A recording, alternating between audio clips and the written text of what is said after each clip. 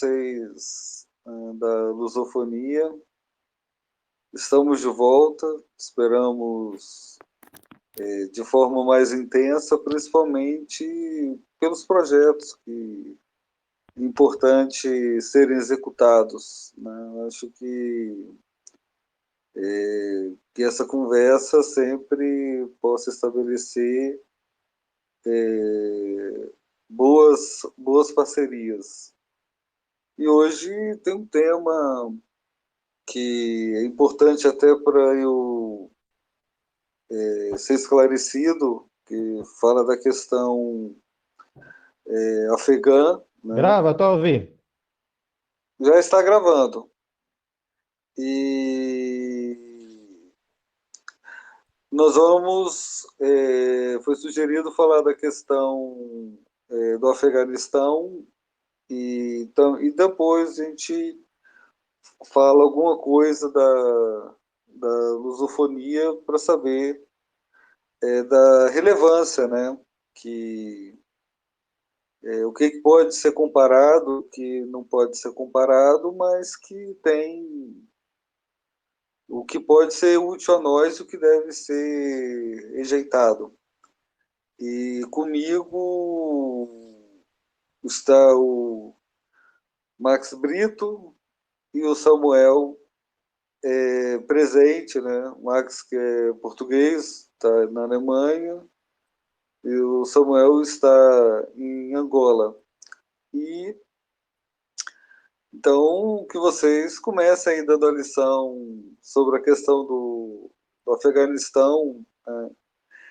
O que eu sou, o que eu pude ver, principalmente quando vocês vieram conversar comigo, é que foi confirmado que eu já sabia, né? O próprio Rubem já dizia que a estrutura militar dos Estados Unidos é muito ruim, principalmente por excesso de corrupção, e pelo visto, vendo de longe, os Estados Unidos não procurou conquistar as consciências afegãs, né? Eu acho que quem fez a guerra híbrida ali foi o Talibã que ganhou o espaço, né?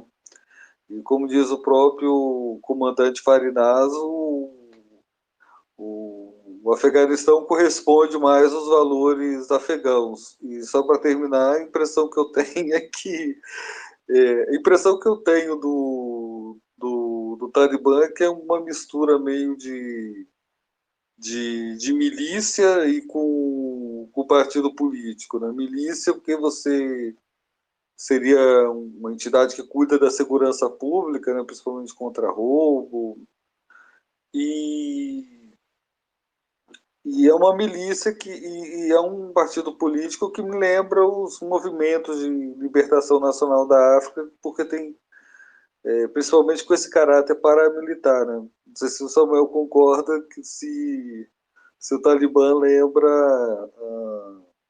a UNITA, o MPLA. Passo para vocês.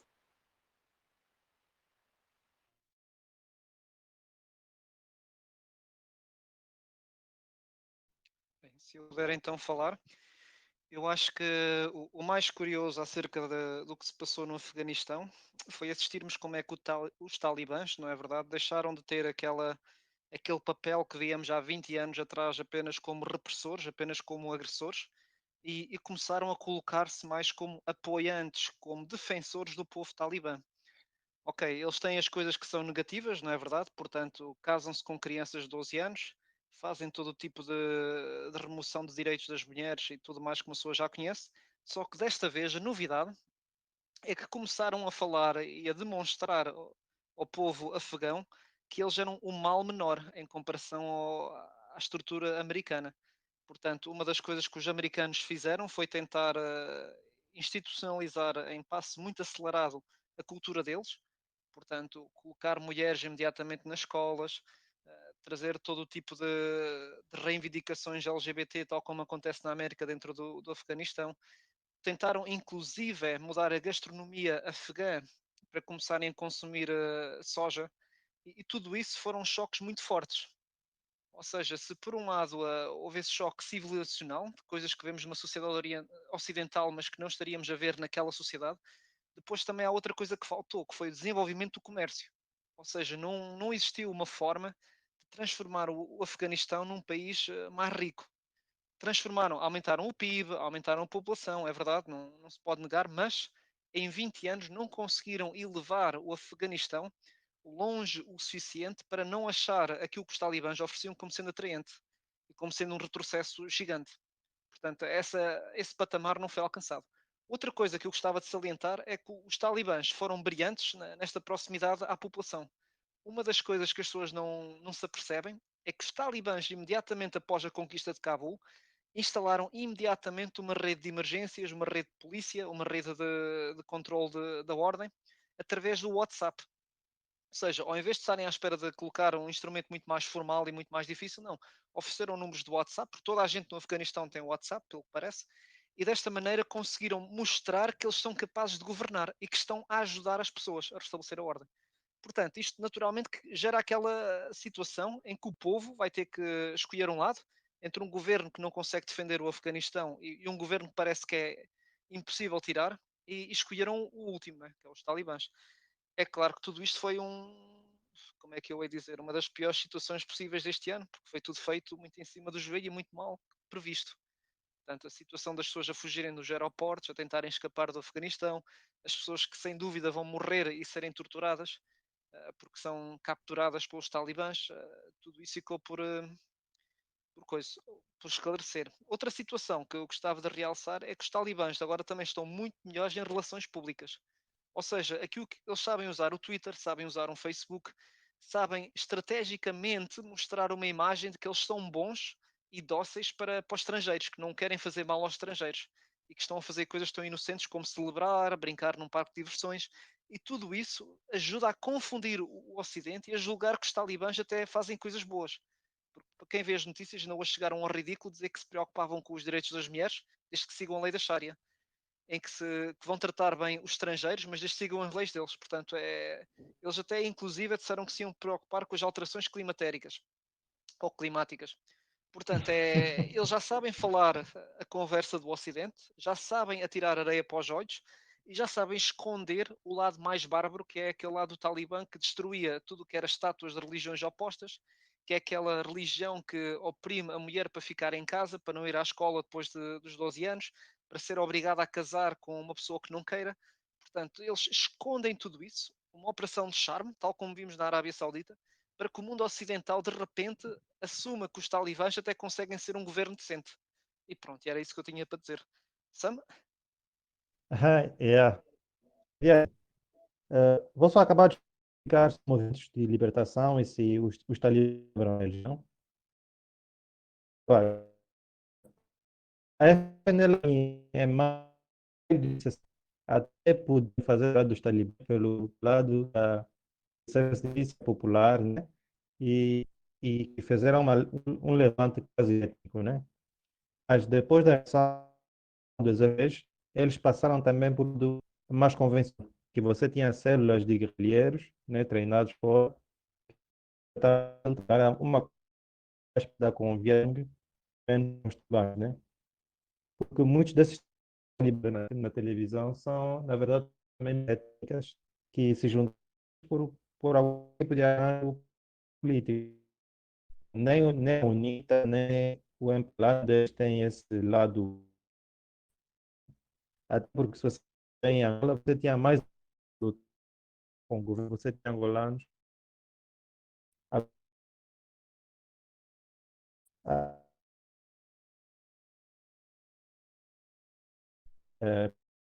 como é que Tá falhando um pouco, a internet tá tendo uma certa falha. Sim,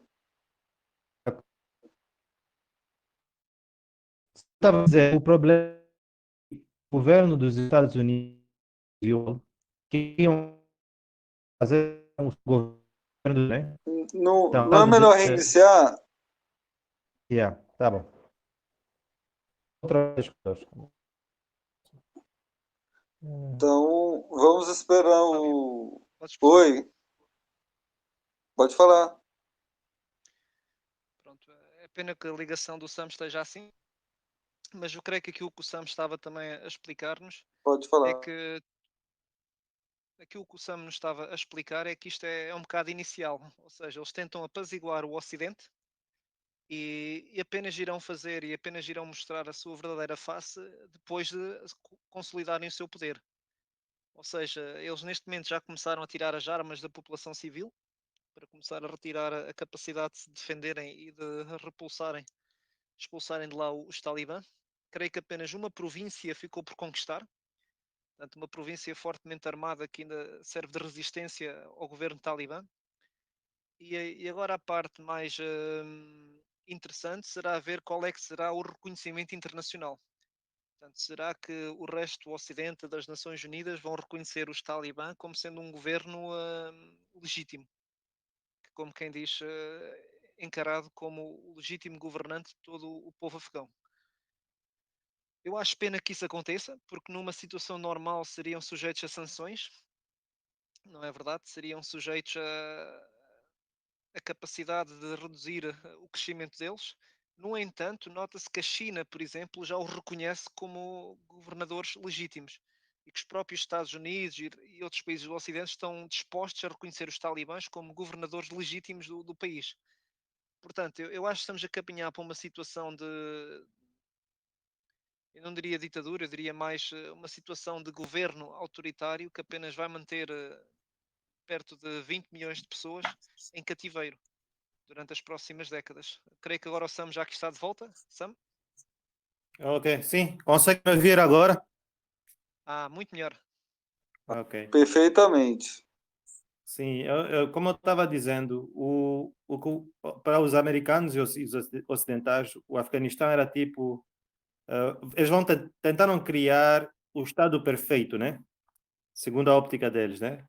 Estado burocrático, exército com armas de ponta, todos os direitos humanos imagináveis, a promoção da mulher, promoção do feminismo, a promoção da economia do consumo moderna. Só que o problema é o seguinte, é que as forças reais, né, políticas do Afeganistão foram descartadas logo que os americanos destruíram os talibãs. Porque se vocês verem no início, em 2001, os americanos apenas estavam a usar a aviação, forças especiais, né, e a infantaria que derrubou os talibãs, né, que ajudou os americanos a derrubar os talibãs, eram também milícias étnicas e tribais afegãs da dita Aliança do Norte, né? E outras milícias que foram compradas pelos americanos para se rebelar contra os talibãs. Só que acontece o seguinte, uma vez que os americanos tomam o controle do país, em vez de deixar que os afegãos encontrem uma maneira de criar um governo segundo as leis deles, não, desarmam as milícias, não, primeiro instalam aquele governo, fazem eleições, instalam um governo desse tecnocrata aí do Banco Mundial, o gajo que fugiu com dinheiro, o Ashraf Ghani. E esse Ashraf Ghani, o que é que faz? Desarma as milícias tribais e étnicas que ajudaram a derrotar os talibãs, e entrega a segurança do país a essa espécie de exército nacional burocrático copiado do exército americano. Então, é aquilo que o filho do comandante Massoud disse, é o seguinte, olha, nós tiramos os talibãs para fazer o nosso governo, em vez de nos deixar fazer o nosso governo, nos impõe esse governo tecnocrático e agora nos pedem para nos lutar para um governo do qual nós não acreditamos. Então, ninguém está motivado para lutar e morrer. Então, eu acho que também ou seja, é um falhanço do colonialismo, é um falhanço do Estado moderno ocidental. Ou seja, o Estado não pode existir sem a cultura que o aceita. Eu acho que essa é a lição do Afeganistão hoje.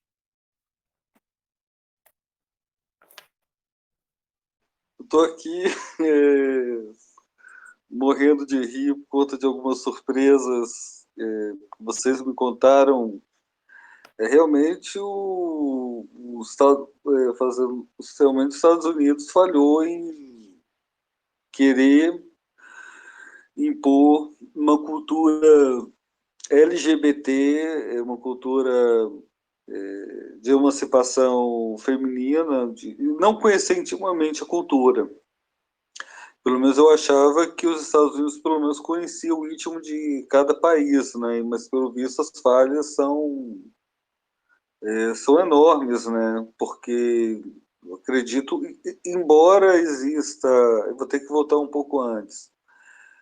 Não sei até onde isso é verdade, mas embora as sociedades do mundo árabe que se permite discutir ser uma sociedade mais fundada na religião, ou uma sociedade secular, principalmente uma sociedade profundamente democrática, mas a impressão que eu tenho é que o Afeganistão não tem muito esse espaço de. Talvez eles não veem, talvez eles não guardam uma boa visão da afegã Malala Yousafzai, né? Talvez eles podem enxergar uma pessoa que foi cooptada até pelo sistema, né? Parece que ela mora em Londres, mora no continente europeu, mas a impressão que eu tenho é que esses valores de emancipação feminina, valores LGBT, sociedade secularizada, isso parece que não tem muito espaço, né? Então, realmente, o que eu noto é que os Estados Unidos falhou no processo de guerra híbrida, principalmente para fazer a distração. E os talibãs conseguiram operar isso da melhor forma possível, né? Bom, a questão se eles vão mostrar as garras depois, não sei. Pode ser, né? Pode ser que o sistema, pode ser que esse grupo não seja totalmente confiável. Eu lembro que quando eu li o livro A Cidade do Sol, né? Eu li 3 livros sobre o Afeganistão, né? 2 pelo Khaled Hosseini, que é pró-americano, né? Então tem que filtrar, né? Li O Caçador de Pipas, O Cidade do Sol, e li um livro de uma jornalista, se não me engano, norueguesa, que ela morou numa família em Cabul, que escreveu o livro O Livreiro de Cabul. Mas no livro Cidade do Sol diz que quando teve o conflito com os soviéticos, houve uma esperança de que a mãe da Laila, que é uma das personagens, diz que queria que eu acho que é o nome Armagin, que é o Exército de Libertação Nacional, queria que o exército viesse a desfilar pelas ruas de Cabul, mas pelo que se viu, houve uma certa regressão, não só quando os talibãs assumiram, pelo que se notou, houve uma certa regressão de valores, não só para pessoas mais progressistas daquela sociedade, mas também para pessoas de forma geral, né? Principalmente porque ali se praticou uma certa intolerância, né? Dizem que há uma certa condescendência com a sociedade, uma condescendência com os afegãos, principalmente porque há uma condescendência dos afegãos com os talibãs, porque eles fazem esse papel de milícia de cuidar da segurança, né? Mas acho que a pergunta que fica é se realmente a sociedade legitima em condições normais de temperatura e pressão, ou seja, sem presença americana, sem fazer essa aliança aos talibãs por conta da presença americana, mas se entre eles internamente a sociedade como um todo valoriza os valores que eles apresentam, né? A meu ver, me parece uma união nacional para expulsar os americanos.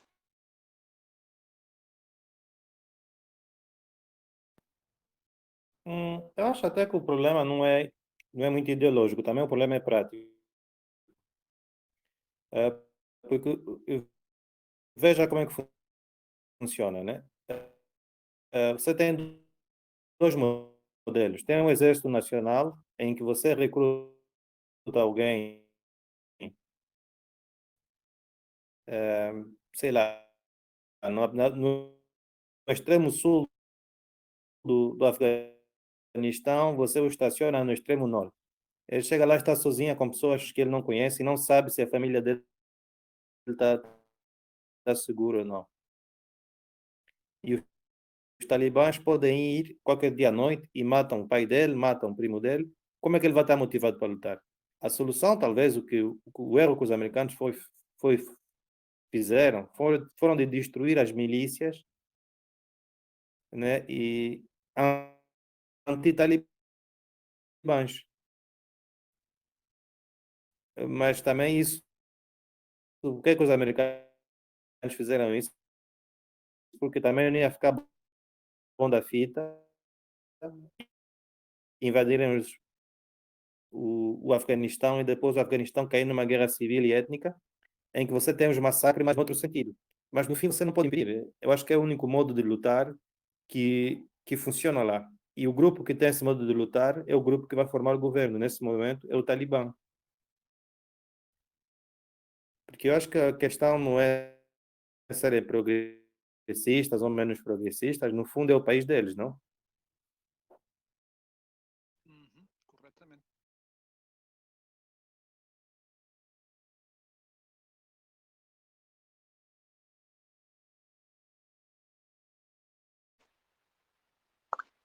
Sim, porque pode prosseguir.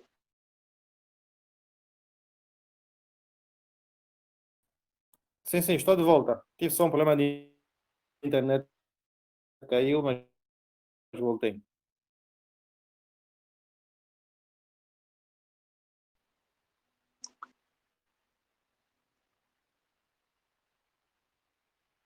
Mais alguém? Ah, Eu acho que aquilo que nós assim vemos eu no estava a Afeganistão. falar, Desculpa, então. mas a minha conexão baixou, né? Uhum. Continuação. Sim, voltei. Pode falar, Brito. Eu acho que aquilo que nós vemos no Afeganistão nos serve de lição, não é? Ou seja, vemos um país onde esticaram a corda, não é? Sempre com a ideia de imprimir os valores, os supostos valores ocidentais, que tentam passar como ocidentais, embora muitos outros países ocidentais também se oponham a esses valores, num país que tem pouco em comum com a cultura ocidental. E foi o que aconteceu. Ao invés de conseguirem melhorar a sociedade, apenas conseguiram que voltasse exatamente onde estava, ou talvez pior, há 20 anos atrás.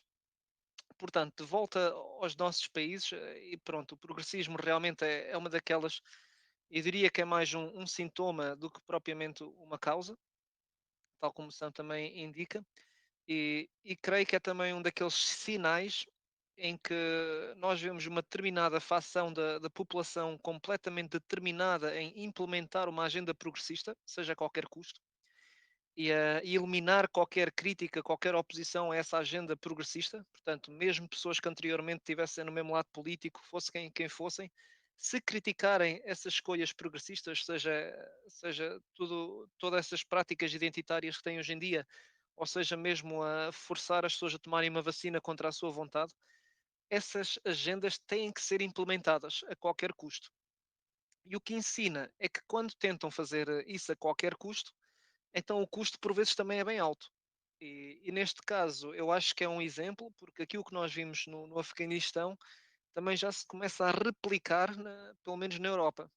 Ou seja, em que os cidadãos que temos, por exemplo, na Polónia e na Hungria foram dos primeiros a recusarem essa agenda progressista e a dizerem não, nós queremos manter o nosso modelo tradicionalista, nós não queremos estar a importar este modelo em que de repente tudo é possível, em que apenas indo a um tribunal de repente se muda o sexo biológico de uma pessoa de um sexo para o outro, que é uma coisa que hoje em dia é possível, pelo menos legalmente, embora biologicamente ainda seja impossível.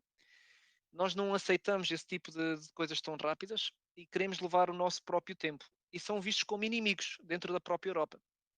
Depois, outra situação foi a vacina, não é verdade? Em que temos todos os governos a nível do Ocidente a puxarem a agenda das vacinas, mesmo contra uma larga, diria enorme, carga de população que é oposta à obrigatoriedade das vacinas. E temos que perceber que, embora essas pessoas sejam marcados com vários nomes e com vários termos pejorativos, na realidade concordam com vacinas para grupos de risco, ou seja, para pessoas de certa idade, mas não para crianças, não para toda a gente, não de qualquer maneira. E vemos todo isto, a sociedade a descambar, em que para imporem uma agenda progressiva têm que ser cada vez mais autoritários. Isto chega a um nível de autoritarismo em que se calhar não haverá muita diferença entre um regime destes e um regime talibã, ao fim e ao cabo. Que é algo que o Sam também recordou, em que certas pessoas até criticavam muito as similaridades entre os dois regimes a nível de autoritarismo, em que uma pessoa hoje em dia, até para ir para um restaurante, já não pode ir a um restaurante sem ter um certificado digital de vacinas, que é uma coisa bizarra, e em que as próprias notícias depois fazem, deixam de ter aquela função de informação e começam a ter uma capacidade, ou melhor, uma função de doutrinação. Portanto, isto leva-nos agora à nossa parte do Ocidente, não é verdade? Em que o Fábio também tinha mencionado que os pioneiros nessas medidas progressistas, em mudar a sociedade para o progresso, não é? Supostamente para o progresso, embora na realidade isto seja utilizado como um termo pejorativo. Porquê? Porque também nos leva ao regressismo. É uma facção muito mais forte depois a querer regressar ao que estava de antes. E como o Fábio mencionou, as universidades tiveram um papel muito pioneiro em implementar o progressismo. Não é verdade, Fábio? Não sei. Não sei se o que está aí a gente pode chamar de progressismo, né? Mas Ok. vale a lembrança do professor Felipe Quintas, que diz que, aliás, ele gravou uma live ontem dizendo que o período de redemocratização do Brasil deveria ser mais aberto ao contraditório nas argumentações, nas pesquisas, e parece que existe um autoritarismo nas universidades brasileiras, como, por exemplo, o professor, se não me engano o nome dele, é Geraldo Lino. Ele não defende mudança climática antropogênica, de caráter antropogênico, e parece que ele disse que foi excluído da universidade de não ter seus artigos publicados, principalmente por causa do adjetivo negacionista, né? Ele, ele disse isso, né? Mas fazendo um caráter mais aprofundado, o próprio Rubem Gonzalez diz que não sei em que pé estão as universidades em vossos países, mas parece que aqui as universidades federais vivem um conflito interno, principalmente feito por DCS, né, Diretório Central de Estudantes, que quer fazer um eterno conflito entre direita e esquerda, e são controlados por partidos, né? E também o livro 1984 parece que a universidade andou lendo por aí, né? Porque é o que você disse, né, Max? Que você disse que essas palavras bonitas de igualdade, fraternidade, de não sei o quê, isso aí é usado como um sentido vazio. E o livro fala, né, que quando essas palavras são usadas com vazio sentido, pode dar um sentido autoritário. Mas eu vou falar aqui algumas coisas que eu tinha anotado. Pelo visto, que bom, né? Que bom que o Talibã conseguiu pegar essa questão de unir a sociedade para discutir temas nacionais, né? Pelo que dá a entender, parece que é uma sociedade muito mais focada em falar da importância da sociedade, pelo menos nesse momento, do que falar de distrações, né? Como o Ocidente procura viver, né? Mas realmente os Estados Unidos errou feio na questão do planejamento militar em si, né? Principalmente porque ali é um emaranhado de corrupção, mas realmente falar de identitarismo no Afeganistão é um tiro no pé, né? Eu acho que Mas aí até poderia funcionar, né? Mas sim, eles sempre lutaram com exércitos tribais. é porque assim, só para terminar, vou passar a fala Claro. para vocês. É porque assim, Por que a você vai questão, nos impor um exército nacional? sim, não, porque eu ia falar o seguinte, a questão do LGBT, eu tenho discutido o seguinte, eu falo para a realidade brasileira, a questão do casamento entre pessoas do mesmo sexo. A questão é a sociedade discutir o seu perfil civilizatório. Se o homossexualismo, se a sociedade entende, como entendeu por muito tempo, que o homossexualismo é pecado, se é pecado, não pode ter casamento LGBT. Agora, se é uma sociedade democrática, que as pessoas devem conviver com as diferenças, deve ter o casamento LGBT. O que me dá a entender que a sociedade afegã ela é muito conservadora nesses pontos. E o homossexualismo é pecado. Eu acho que não tem nenhum país árabe que permite casamento LGBT, embora eu acho que vocês. Talvez se vocês me falarem aí, eu até acredito, né? Existe sociedade árabe que permite casamento LGBT?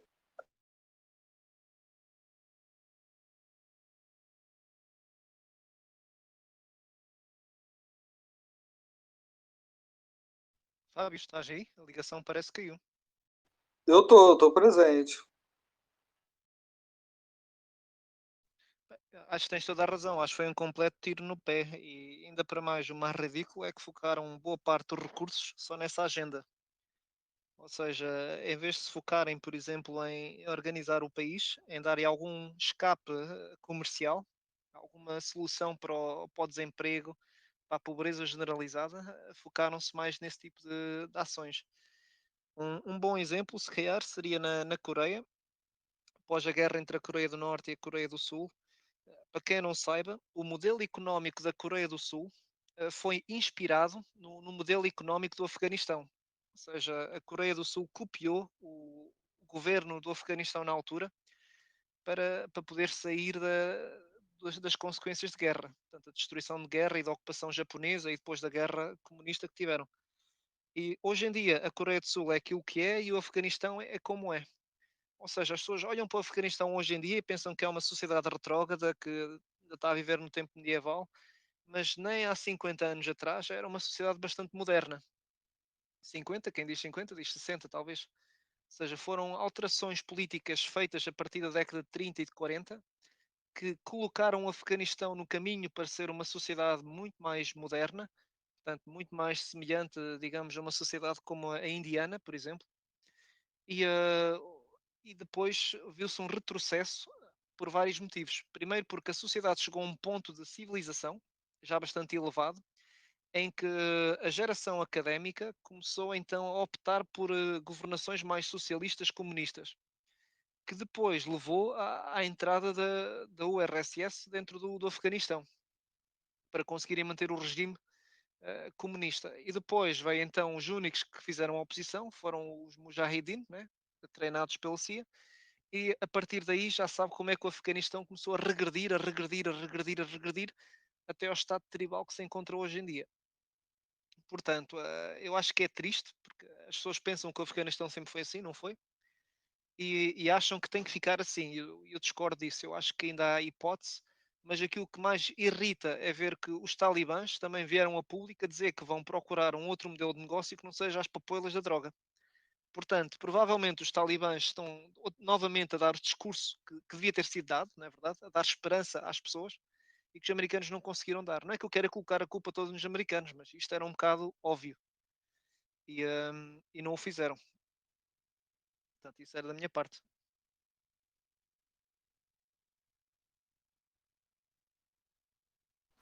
Bom, Brito, ou seja, eu não vou dizer que eu sou a favor do Afeganistão continuar como está, mas eu acho que quem deve decidir como é que vai ficar ou não tem que ser os próprios afegãos. Não podemos ser nós, né, a nos meter e a obrigar que eles sejam de uma maneira ou outra, porque essa também é uma das fontes desse problema. Porque se em 2001, em vez de lhes impor, né, este Estado unitário com eleições supostamente democráticas, né, deixassem eles fazer algum tipo de república não talibã, seja autoritário ou não, o que quer que seja que eles escolham, nem que fosse a partição do país, pelo menos parte do Afeganistão seria melhor que o outro, ou teria alguma esperança, né?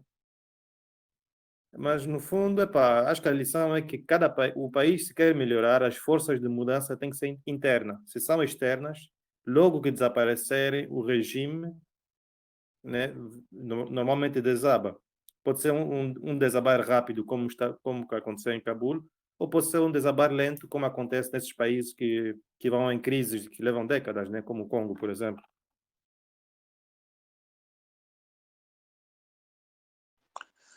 Bom, estava pesquisando aqui os países que têm união, que aceitam o reconhecimento legal de pessoas do mesmo sexo. Não tem nenhum país árabe.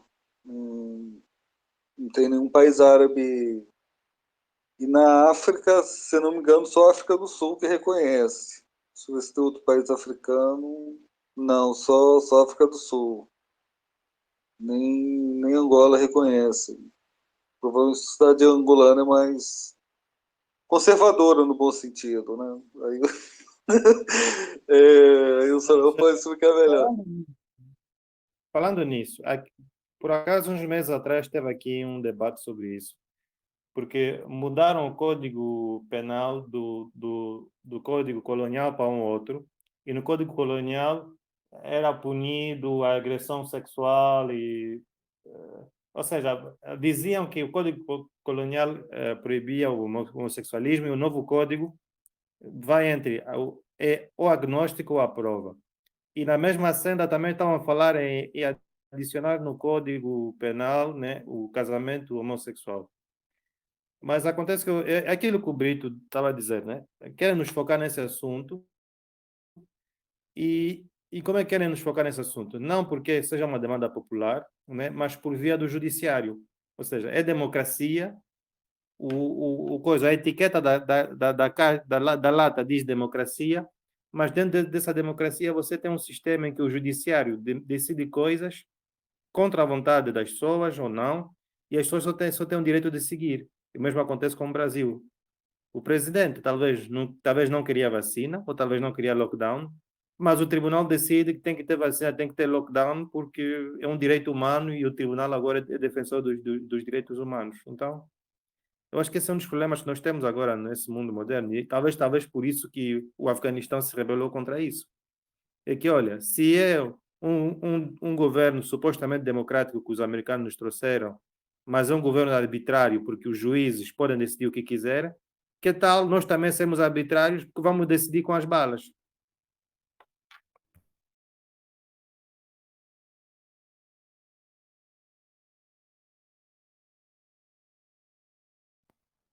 Sim, sim, era só esse comentário que eu tinha, Fábio. Mas você quer ir, Max? Você quer ir? Acho que agora podes continuar, Fábio. Realmente é apenas uma observação incidental, né? Assim, a impressão que eu tenho da sociedade angolana, a sociedade angolana lembra muito o Brasil, porque, por exemplo, o Brasil teve grandes gays que até mesmo no regime militar conseguiram ter uma inserção na sociedade, como por exemplo não sei se, já faleceu, é um costureiro que virou apresentador de TV e morreu deputado federal, que é o Clodovil Hernandes, né? Então, a sociedade brasileira sempre soube conviver com essas diferenças, de ter o respeito, né? É uma sociedade mais conservadora, mas que admite ouvir o outro lado, né? Tanto que vocês já ouviram falar aí que o Brasil é o país que mais mata gay, é mentira. O Rubem Gonzalez falou que isso não é verdade, que isso aí é coisa de um movimento LGBT, principalmente o grupo gay da Bahia, que fica falando que o Brasil é o país que mais mata gay. Então a impressão que eu tenho da sociedade angolana é que é uma sociedade que também você tem permite esse convívio entre pessoas do mesmo sexo, mas eu concordo que a juristocracia é o problema, né? Isso aí é uma estratégia de guerra híbrida, né? De querer fazer divisões no Brasil, tanto que o Bolsonaro é a favor do voto impresso e o Tribunal Superior Eleitoral declarou que se o tribunal, olha só, se o tribunal entender que tem que ter o voto impresso, então vai ter. O próprio jurista Luiz Moreira disse que essa questão do chamado controle de constitucionalidade, essa presença do judiciário, isso aí é uma atitude, são braços do império, né? Braços dos Estados Unidos, né? E pelo visto o Afeganistão não tem um judiciário, tem um poder único, né? Tem uma capacidade de construir um poder único, né? Mas realmente a juristocracia é um problema, né? Agora, falando sobre o que vocês comentaram, eu acho que a questão. Bom, o Rubem fala isso, o Rubem fala que a China tem negociado muito bem com o continente africano porque sabe fazer relações comerciais de ganha-ganha.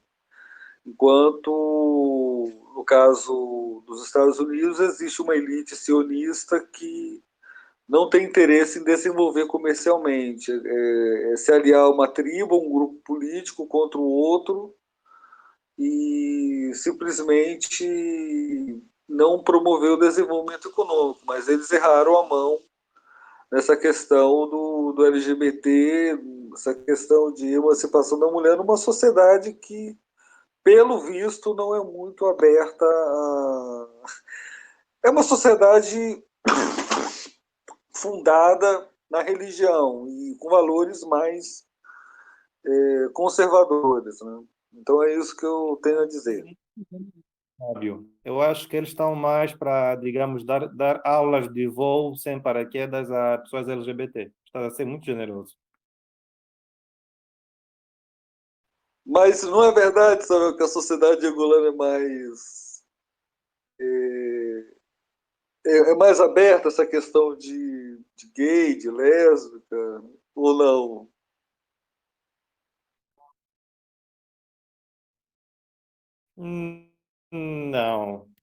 Não é mais aberta. Ou seja, temos o remanescente da cultura tradicional, em que isto é uma aberração. Temos o remanescente de alguma cultura Vocês têm cristã que o pessoas condena. públicas que são Mas, gays? Vocês têm pessoas sim, públicas que são... Ah, sim, temos um cantor que se chama Paizinho, nome artístico Titica, sim, que é transexual, né? Ou transmulher, uma coisa parecida.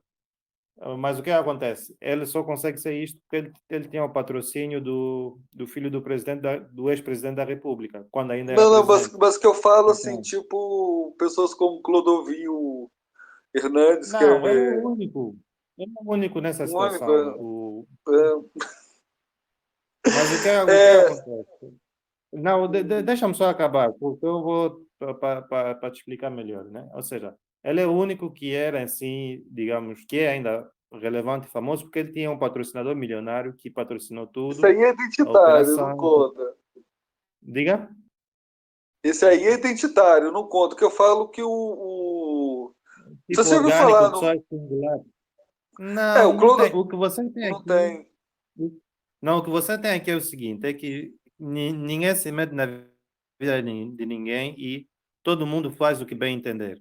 Mas o outro lado da moeda também é que as pessoas não são obrigadas a aceitar as tuas escolhas de vida. Então, é isto aí, que as pessoas não vão te deixam fazer o que você bem entender, mas ninguém vai te apoiar nem publicamente, nem pessoalmente, porque é a tua vida.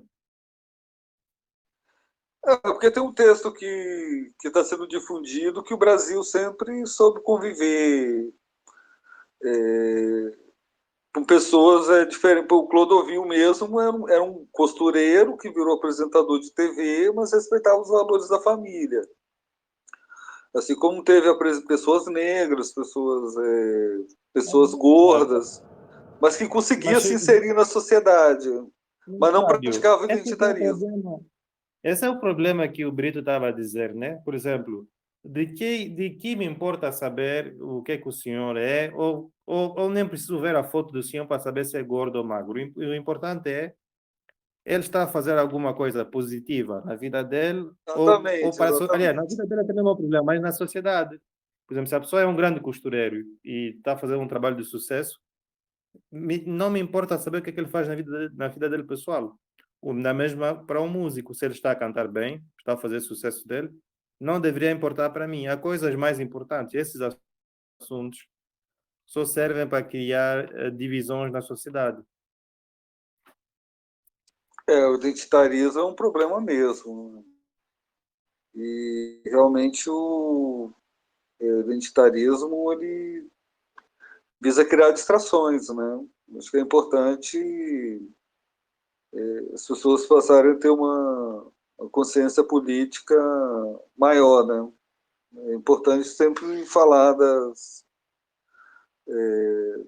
realidade nacional, né? Eu acho que política é ter dinheiro no bolso. O Wellington Calazans fala isso, que política é você falar de boa vida, falando de uma forma bem baiana, né? É falar assim, é você ter serviço público de qualidade, é você ter boas escolas, bons hospitais. Política é ter boa vida, né? O resto é conversa fiada.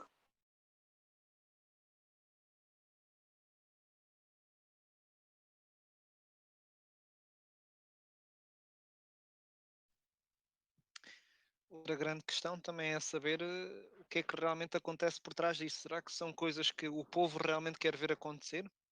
Será que são coisas que apenas uma pequena parte do povo quer ver acontecer? Ou será que são apenas coisas que, por exemplo, Pá, um governo até não quer ter acontecer porque tem outro interesse boa em mente? vida, mas pelo menos que fale de coisas que existam, né? Coisas reais, coisas que influenciam na realidade. Não, claro, mas é uma meta após a outra, né?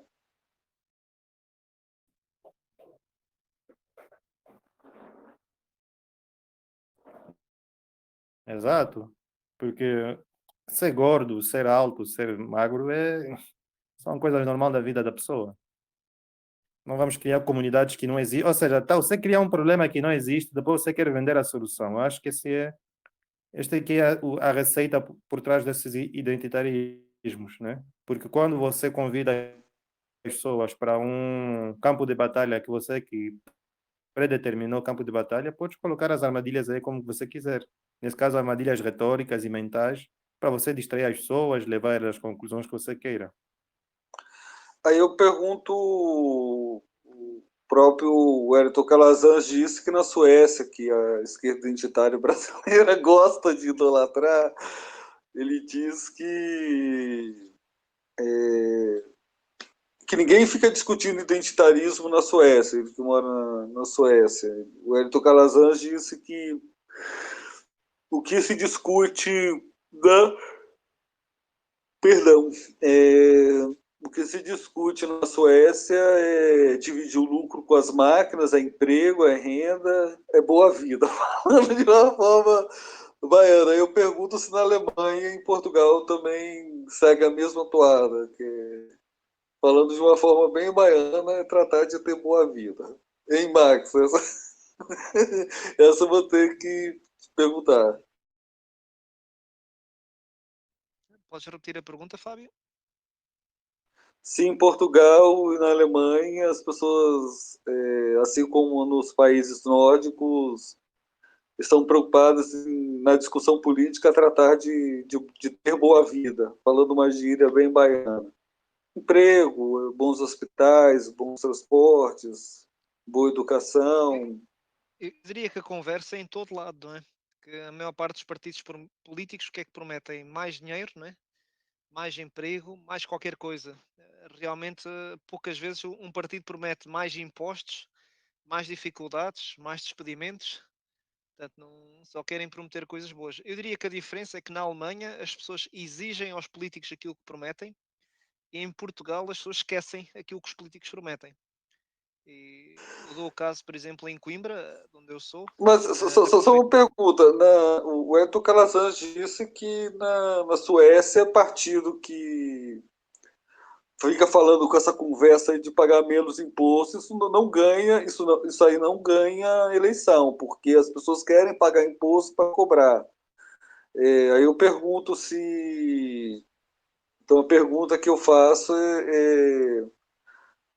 se essa questão de pagar menos imposto ganha repercussão eleitoral na Alemanha, em Portugal. As pessoas estão preocupadas em falar na política, falar Eu de diria boa que vida ou de é identitarismo. é uma questão, é uma questão se confia no governo ou não é? Portanto, na Suécia e na Alemanha, as pessoas confiam que o governo vai usar o dinheiro bem. E realmente nota-se, o governo utiliza o dinheiro para fazer boas estradas, boa infraestrutura, para investir nas escolas, portanto, vê-se o resultado do dinheiro dos impostos. Agora, em Portugal, por exemplo, o dinheiro desaparece muito depressa. É quase como o caso de Pedrógão o Grande, que foi um incêndio que houve em Portugal há 3 anos atrás. Morreram perto de 100 pessoas no incêndio e houve muitos donativos feitos pelas pessoas, perto de 3 milhões de euros.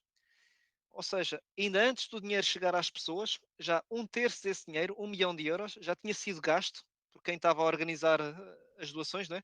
Em despesas administrativas, dizem eles. Portanto, ainda, já passaram 3 anos, ainda não entregaram o dinheiro das doações às pessoas que perderam as casas. Portanto, as pessoas não confiam que um governo ou uma estrutura onde que tira o dinheiro das outras pessoas realmente entrega aquilo que faz.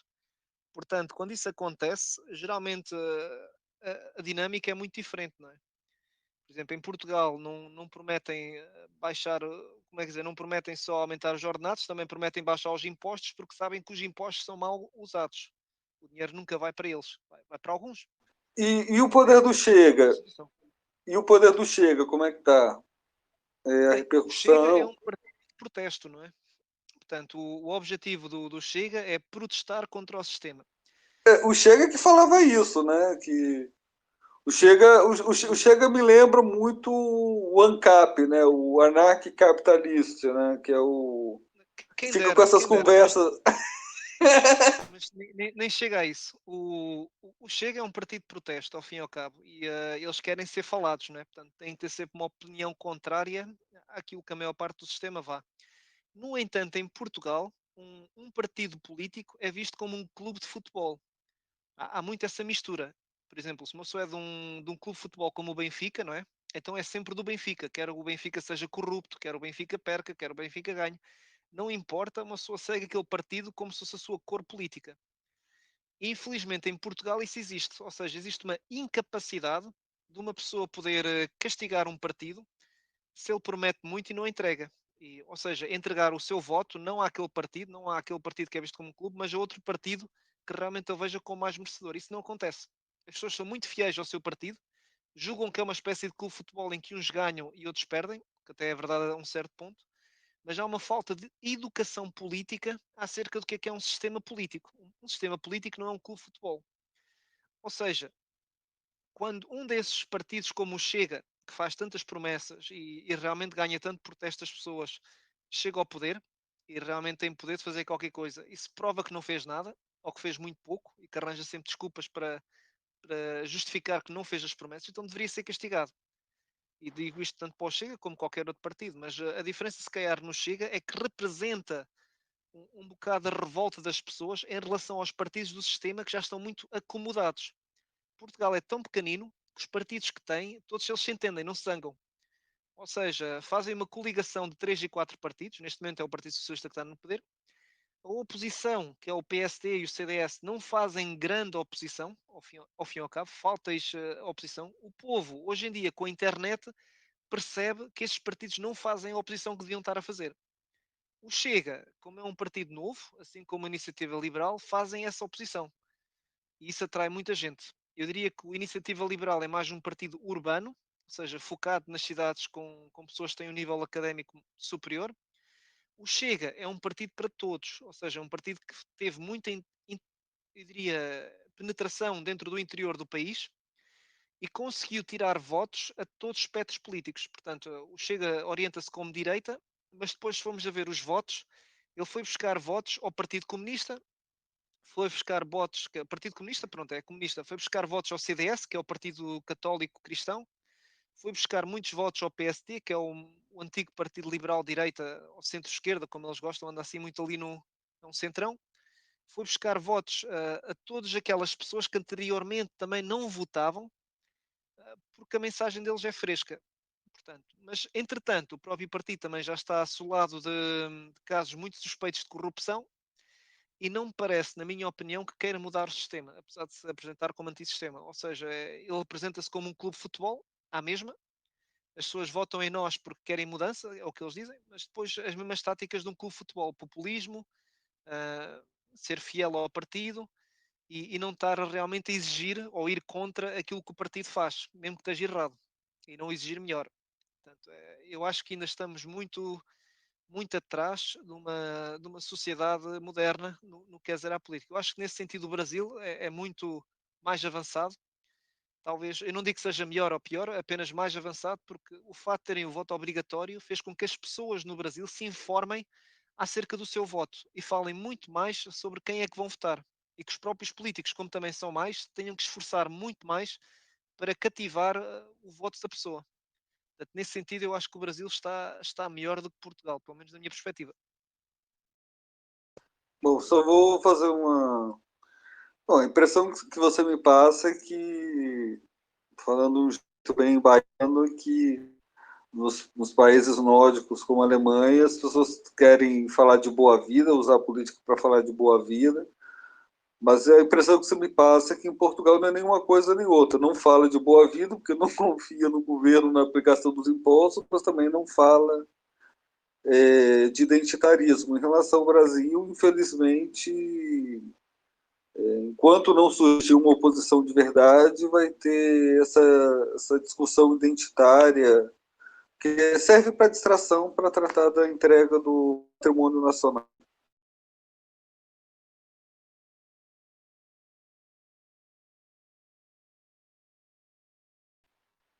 Passo a palavra para um de vocês.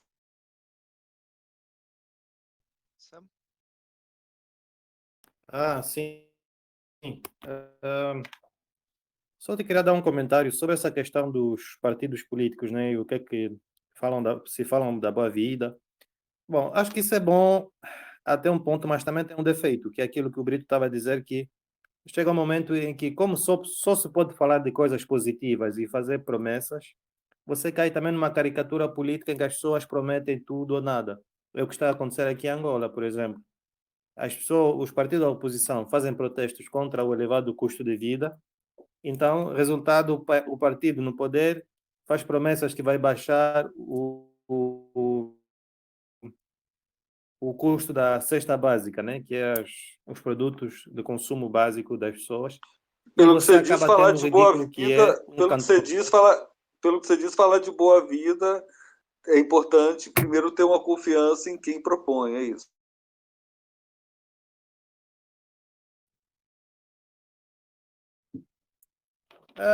não só ter a confiança em quem propõe, mas também não pode ser o foco central da coisa, porque senão você acaba caindo na demagogia, em que as pessoas prometem tudo ou nada, mesmo que seja uma coisa impossível, né? Veja, por exemplo, a cesta básica. O que é que influencia o, o preço da cesta básica? Que influencia as influências que são os produtores, né? Quem está a produzir, qual é o custo de produção, o consumidor, quantos consumidores tem, qual é o seu nível de consumo, não é isso? E os custos de transporte. Essas quatro coisas não são, pode ter uma questão de política monetária e tudo mais, mas aquilo não pode ser também o foco central, porque senão o que vai acontecer? Podes ter um partido que promete que, olha, vamos baixar o custo da comida, mas é a inflação, que o que está a acontecer é que os públicos de serem utilizados para vão permitir o crescimento da economia, são utilizados para projetos que têm visibilidade e que são agradáveis para as pessoas. Por exemplo, saúde pública que vai sentir de vocês pessoas sabem quais são as consequências dos seus atos. Por exemplo, aqui em Angola é um país onde você tem malária endêmica, né? Mas as pessoas não querem utilizar mosquiteiros. Não querem utilizar mosquiteiros, dizem de ter o direito, quando apanham, né, de ser gratuitamente pagar pelos outros, né? Estão utilizando mosquiteiro e prevenir das doenças. Eu acho que a questão também, o que eu queria, o problema é a boa vida, o problema é da demagogia. Concordo. Concordo que eu acho que deve se ter uma certa confiança, né, em se eleger. O que derruba a pauta de costumes é um bom projeto econômico com um grupo político que se possa confiar, né? Eu vejo as coisas dessa forma, né? Talvez é, talvez é por isso que não tem lugares que não se falam muito da questão econômica, principalmente porque não há essa confiança, né?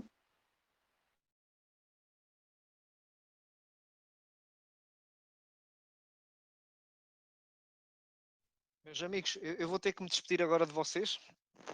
Tenho que ir buscar a minha filha ao infantário, está quase na hora. Mas Então depois já da vamos conversa. encerrar, então. Ok, Então pode ser. vamos encerrar, então. Um abraço, então, Max. Tudo bom? Um abraço a todos. Abraço.